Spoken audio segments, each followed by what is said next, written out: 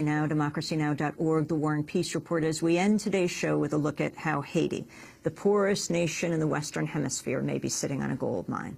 After years of rumors that mining companies were exploring in Haiti, Canadian U.S. corporations now confirm they have permits to mine as much as 1/3 of the land in the northern part of the country.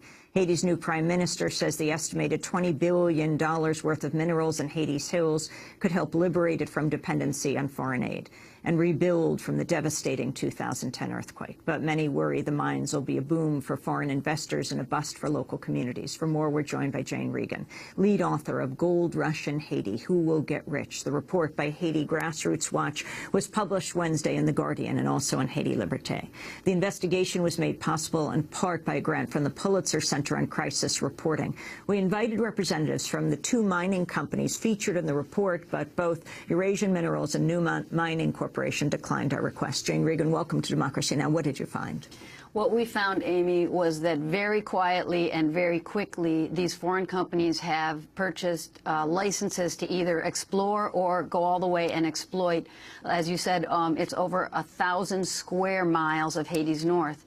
And this is in a circumstance where we have the poorest country in the hemisphere, possibly the most corrupt government in the hemisphere. Recent allegations have come out of the Dominican Republic of massive corruption of this current president and perhaps cabinet, but also we have probably the most neoliberal government in the hemisphere whose slogan is Haiti is open for business. And so you've got a perfect storm brewing whereby you're looking at giant pit mines in the north in a country that's already environmentally devastated, and giant pit mines being run by Canadian and American companies who have done this all over the world in third world countries where most of the money that's made and most of the gold that's dug up will go straight north.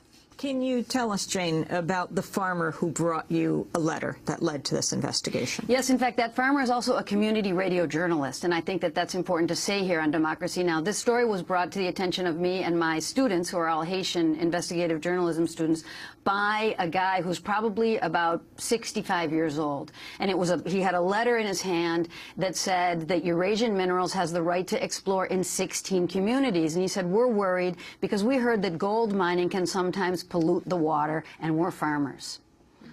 One of the men your team interviewed spoke with residents of a village where gold exploration is already underway. They seem to welcome the opportunity for more work.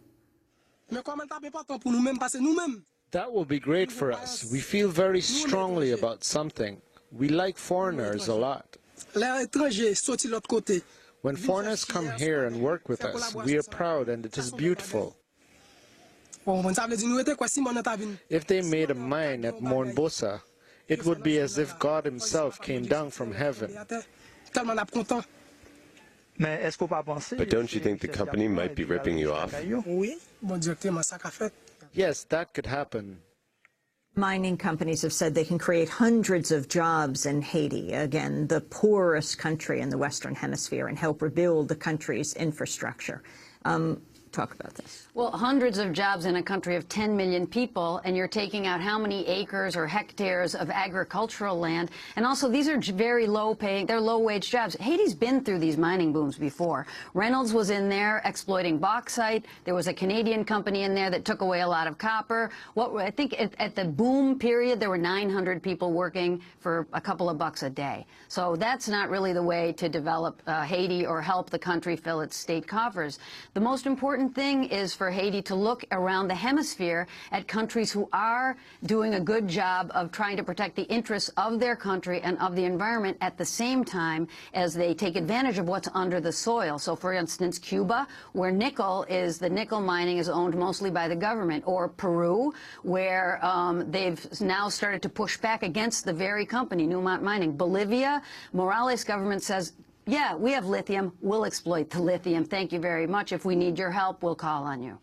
Talk about the revolving door between government officials and the mining companies. Well, this was something that we did find, and I have to say that this was an investigation that had about 12 people involved. 3 of us were foreigners, and everybody else is Haitian students and Haitian community radio journalists. And we discovered that the former Minister of Finance is now a consultant for Newmont Mining. So he was involved in negotiations of some of the permits, which have not yet been published, but he was privy. He sat at the table supposedly on the public interest side, and now he's on the other side of the table on the private interest side.